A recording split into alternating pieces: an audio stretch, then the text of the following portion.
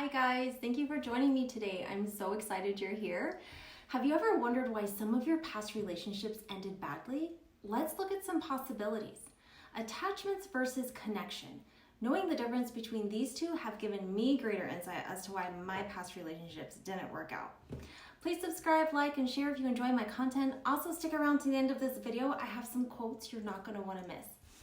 Attachments come from the mind and connections come from the heart. We form these in all different types of relationships with our friends, coworkers, family, and parents. When people form attachments to each other, they come with expectations. They want specific outcomes or something to gain. It's when a person relies on another person to make them feel good about themselves, wanted and needed. That's when the attachment forms. Attachments also look like, I want this person to act this way. A parent might want their child to become a doctor. That's an attachment to the outcome. In their mind, they have a scenario they want to play out. And when that scenario doesn't happen, negative feelings can arise. With friendships, there might be expectations that the friend needs to talk to them every day. When they don't, they could have a negative emotional impact, even discarding that person for not being a good friend. When in a physical relationship, it can start off with a connection and then turn into an attachment when one becomes clingy or needy. It can explain why your relationships start off really strong and then end poorly. After being in a relationship for a while, people can start feeling entitled to having you act a certain way. People with attachments will feel as though they are not important to the other person if that person doesn't act the way they should. This puts a lot of pressure on the other person to be available when they may not have the energy to be. Now, when you have a connection, one doesn't make the other person responsible for their feelings. Connections come from a loving place, wanting the very best for the other person. A connection with a friend is when you can go months or even a year without talking, and when you get on the phone to talk, the two of you pick up right where you left off.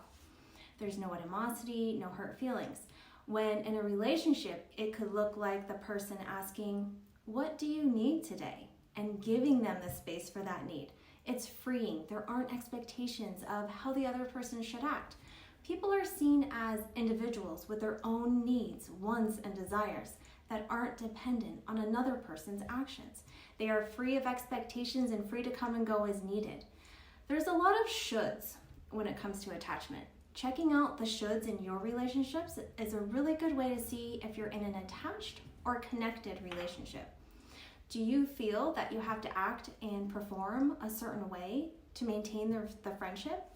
Having attachments feels like a tug of war in the relationship. Connections feel freeing, open, and a safe place to just be. Here's a quote. Try not to confuse attachment with love. Attachment is about fear and dependency and has more to do with love of self than love of another. Love without attachment is the purest love because it isn't about what others can give you because you're empty. It's about what you can give others because you're already full. By Yasmin Mogahad. Here's another quote. Learn the difference between connection and attachment. Connection gives you power. Attachment sucks the life out of you. Author unknown. Also, a link to more information on this topic is in the description. Thank you for watching. I hope this helps. Please don't forget to subscribe, like, and share if you like my content. I love you all.